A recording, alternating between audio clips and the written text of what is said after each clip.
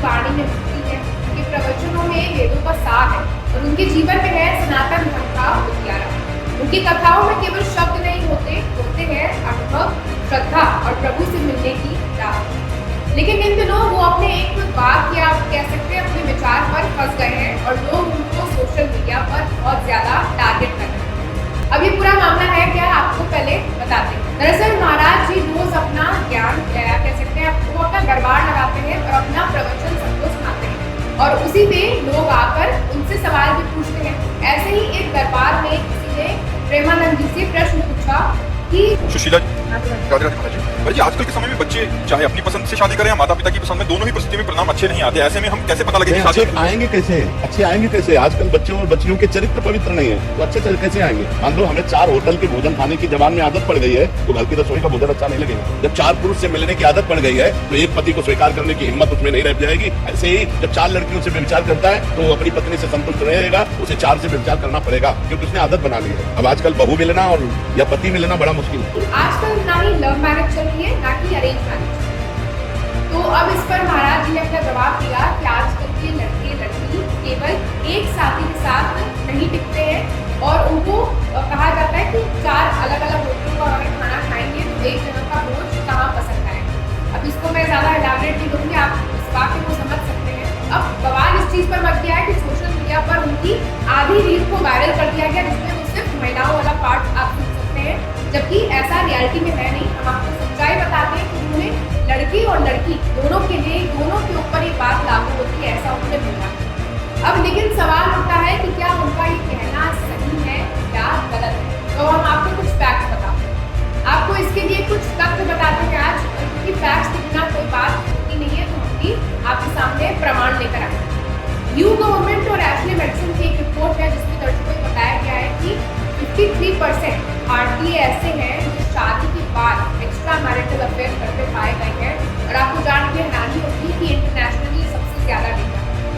एक और सर्वे में 55% लोगों से जब ये पूछा गया तो उन्होंने ये स्वीकारा कि शादी के बाद वो अपने पार्टनर पर चीट कर रहे हैं और इसमें 56% जो है वो महिलाएं।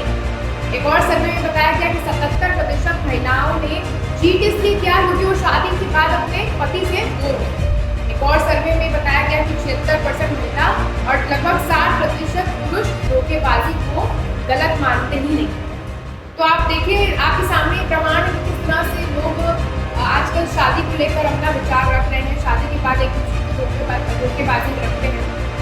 तो सवाल उठता है दर्शकों ये कि क्या प्रेमानंद जी पर इतना ज्यादा टारगेट करना, उनको बॉयकॉट करने तक की नौबत आ जाना, ये किस तरह आपको जायज समझते हैं?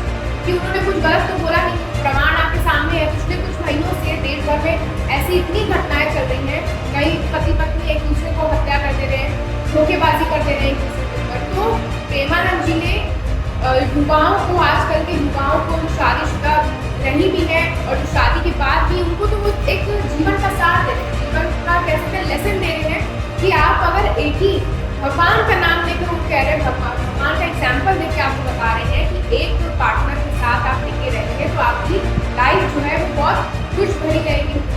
तो इसमें गलत क्या है? प्रेमानंद जी को आप किस बेसिस पे बॉयकॉट कर रहे हैं ये हमें बता दीजिए। जो बॉयकॉट कर रहे हैं, so called feminist social media पर इतना ज़्यादा हैशटैग यूज कर उनको बॉयकॉट करने की बात कर रहे हैं, वो तो लोगों को सिर्फ जीवन की कथा सुनाते हैं, भगवान का नाम लेकर जीवन में कैसे रहना है वो सिखाते हैं। और इसके लिए वो किसी भी प्रकार की वो फीस नहीं लेते हैं, उनका दरबार में आना निःशुल्क है। सब आते हैं शक्ति में, सब आते हैं अपने भक्ति भाव से आते हैं, उनको सुनते हैं, उनसे सवाल पूछते हैं और उनसे बहुत कुछ सीखते हैं। तो उनको बॉयकॉट करना पहली बात तो गलत है और दूसरी बात उन्होंने कुछ गलत नहीं बोला है। जिस तरह का आजकल माहौल चल रहा है उस हिसाब से उन्होंने सही बताया है कि आप अपने जीवन में एक व्यक्ति को रखें, एक पार्टनर को रखें तो बहुत बेहतर रहेगा। 4 जगह आप अलग अलग जाएंगे तो एक आपके कैरेक्टर पर सवाल उठेगा। आपका इस पर क्या राय है हमें कमेंट कर जरूर बताइएगा।